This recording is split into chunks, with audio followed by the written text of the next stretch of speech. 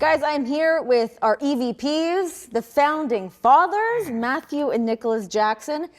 Thank you both for being here. I think you guys don't do a lot of this. We don't do media. We say no to every single one of the pitches that we get for media, but we say hope yes you, to you. hope you like the setup we got you here. There's like, what are they, 12 cameras? I've never seen more cameras on a shoot in my life. We are well lit. We are well cameraed. Cool. The audio is probably crisp as all can be. George knows what he's doing. That's right, he does. That's right. All right, guys, we are here in Texas, the week of All In. We are just days away. Of course, I want to take things back to the very beginning and what you guys were looking to accomplish in creating what is here today. I mean, we're looking at All In, going to Globe Life Field, the biggest show that we are going to put on in the United States. This is such a massive moment for AEW, for professional wrestling. What were the initial conversations that you guys were having of what any of this was ever going to turn into? I'm taking myself back in time to all those years ago, and God, the goal was, can we get 10,000 people into an arena, right? And at the time, that sounded so daunting. Yeah. It was impossible. It's impossible. At the You time, can't. People laughed at us and kind of made fun of us. And for whatever reason, we just knew. We were like, no, now's the time. There's this movement. You can feel it. There's something in the air. We were going from town to town, doing these meet and greets. We would stay out on the microphone. The show was already over, and people would stick around for 45 minutes just to see what we had to say. Like, it felt like we were on like a campaign trail. So like we knew, we're like, no, there's something big here. We had momentum. I remember we did a ladder match with the Hardys, and I think it drew 5,000 or something like that. And at the time, for Ring of Honor, it was crazy. That was the biggest. Like, wow, 5,000 people. And then soon after that, like you were saying, just the momentum just kept going up and up and up. And it was like, what limit do we have now? Do we have any limits? Maybe we could do a 10,000 seat arena. Why was 10,000 the number? It's hard to remember why it was 10,000. I feel like that was just a crazy, outlandish number for any type of wrestling promotion outside of the WWE to draw. But I think 10,000 also seemed like possible. Like we could do that. As crazy as it sounds, 10,000, it's possible. And then you get to the show, and we actually had, I think it was 11,263. And it sold out in like, or it all happened 30 in 30 minutes. minutes, right? Yeah. In minutes, It was quick. It was sudden. I remember looking at my phone, and I on the ticket, what was it, Ticketmaster or something? I remember trying to buy a ticket. I'm like, oh my God, it's not working. It's like not Taylor working. Swift up in here. I was driving with Dana, and I'm like, I think we just sold out. She's like, BS. You didn't sell it. I was like, I think we did. Yeah, and then we got confirmation when we finally, like, we were on the way to a show. We were on the way to a Chicago show, too, which was crazy, because that night, I think we did maybe 1,500 for that show.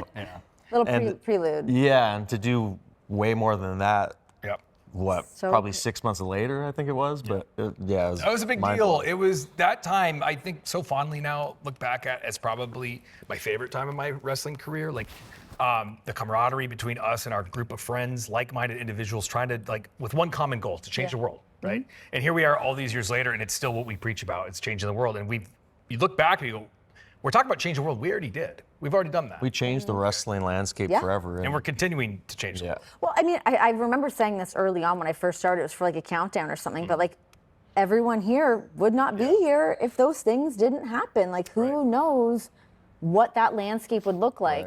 What were the conversations you guys were having after that first All In? We had no TV deals. AEW was not the thing that existed. What was like the next thing that you wanted to do? We knew we were going to do a sequel. We didn't know where or how or when. We already knew the name. All out. No, Double or Nothing. Oh, Double or Nothing. Double or Nothing. Yeah, that was the first name. Yeah, because you're like, we have to go Double or Nothing now. It's like, you go All In, but now let's go Double or Nothing. You had 7 years, and it's like even your memory gets like cloudy. No, it was definitely Double or Nothing, though. You're right. And we knew it. We originally wanted to do that show in Ontario, California, but the building wouldn't allow us. So I think Vegas was the second. We talked about doing the original All In Ontario. Right, to the point where we talked to the arena, and we're trying to get it booked. The place we were at last week. And they were booked up or something. For Dynamite 300. So I think Chicago was the second choice. It made sense, though. We were like, you could get airplanes there pretty easy Yeah, for it's in the for middle of fans that are America. flying. Easier than here? Dang. No offense, Dallas, but it was rough. We had a rough time getting here too. A little rough going. Looking at even just the roster that we've been able to build here, you look at what we first started with, and it's still so star-studded to what it's become now. You guys have worked with the who's who for your entire careers. Is there anybody else that you think that you want to have here, or somebody else that you think is already here that has been really pivotal in helping to make AEW what it is? Man, it's crazy to think. Like the roster we have currently now, I would put it against any roster in wrestling history, talent-wise. In-ring performance-wise, I feel like we are number one. So it's hard to even get better than what we are now, but I feel like the younger guys that are like on the lower card can get up to that main event status, working with the veterans that we have here. But man, for the OGs, like you don't have an AEW without a Chris Jericho, without a John Moxley. Like those two were the biggest pivotal superstars that we had to try to grow this place and immediately feel like a major company. And I feel like those two don't get enough credit actually for what they have done for this place. And you talk about the young up-and-coming guys like a Kyle Fletcher, or Takeshita, or Bandito. Like you see these guys, you're like, holy crap! We just shared a ring with a couple. Takeshita, for God's sake, so like that guy unbelievable. Is. Yeah. Right? You mentioned the OGs. Like, God, I'm so happy to have Scorpio Sky back. Yeah. Right? This guy, I saw him in the locker room. I was like, I've never seen you bigger in my life. Holy crap. Yeah. Right? I know I had to do a double take. I'm like, whoa. Yeah, who is that guy? Whoa. No, there's just so, like, if you go to the tag division, like guys like Top Flight, I've always, people say that Private Party, like we're like the wrestling dads, right? I always have a soft spot for those guys. Yeah, there's just, God, it's really like, it's really limitless, and with the guys that we have here and the women, it's ridiculous. Oh my gosh, it's incredible. Yeah, it's so impressive. Right, you guys mentioned John, which would lead me into this question, of course, of now you guys working alongside the Death Riders. We weren't sure where things were kind of left up in the air before you guys were gone for, what, 6 months? Yep. To now seeing you guys are working alongside the Death Riders. What is that relationship? Man. It's. I feel like the fans at first thought it was weird because our styles, let's face it, the Young Bucks styles is completely different from the Death Riders. We're not known to be those crazy brawlers who like to bleed, but hey, we have had our share of matches that we get pretty down and dirty with. But there was something that Moxley would say during his interviews that resonated with us, and like maybe he is here for the betterment of this company. And I feel like we had to sit for 6 months to realize that, you know what, business is up when John Moxley's the World Heavyweight Champion. Maybe he has something that he's right about with his statement. Maybe he's correct about it, and I feel like that's the big reason why. John and the Death Riders, for that matter, like the big thing they always say was like, guys, like this locker room doesn't realize the potential that it has. I want to see you at your best. And like, how can you say when you see John wrestling somebody, he's not bringing out the best in those people, right? So yeah, I think it was us sitting at home and going, whoa, I think the Death Riders and I think the Elite have more in common than we even realize. John's a day one guy just like us. John's kind of like an outlaw and a rebel in many ways, just like us. Like, yeah, we look different, we come in different packages, but I think we have the same spirit. And then when we're working with John and we're talking to John, I see a lot of myself in John. And you know, yeah, people see this guy and they go, oh, he's an evil, hard-hitting. No, I see John as a family man. I see him as a husband. I see him as a hard-working guy. And just like us, we're just all trying to survive, and we want the best for AEW. Yeah. You know, there's one thing I would love to say to the fans is, my God, the Death Riders, they do not get enough credit for what they've done for this company in the last year. Like, the crowd is up, the ratings are up, the houses at the shows are up, the fans are excited, like, and that's because of the Death Riders. And I feel like they just don't get enough credit for what they have done for this place. Yeah, while we were gone and we weren't here, they were here, you know, and that's something they've carried the company. That's right, while we weren't able to, and always respect John for that. Well, while you guys were rattling off some of the younger talent, up and coming talent here in AEW, some names that were clearly omitted from that being Swerve Strickland and Will Ospreay. We need to talk to you guys about this match coming up at All In. You guys versus Swerve and Ospreay. but with this insane stipulation. Yeah. If you guys lose, you will no longer have your EVP status. If they lose, neither one of those men will be able to challenge for the AEW World Championship. Yep. Huge stakes coming into this match. You guys have been here talking about what building AEW means to you, but it is more than that. I mean, having this EVP status, if that is stripped from you, where does that leave you guys, and what does that status mean to you? God, I don't know. Like, even the idea of losing that, it's our whole identity in wrestling is being the EVPs of this company that we helped create, on competing for it on a show that we helped But it create. feels like we haven't even realized or even thought of the outcome that could be. I feel like we're so confident in what we do with our tag team accomplishments that we've had. I feel like losing is not even in our thought process. I've said it before, and I'll say it here again. Will Ospreay, Swerve Strickland, two of the best singles wrestlers probably currently to this day, but they're not a tag team. They're just two singles guys. We know what we're thinking 5 minutes ahead of time. These guys, who knows? Who knows what they're going to be thinking? So I feel like we have a huge advantage over them.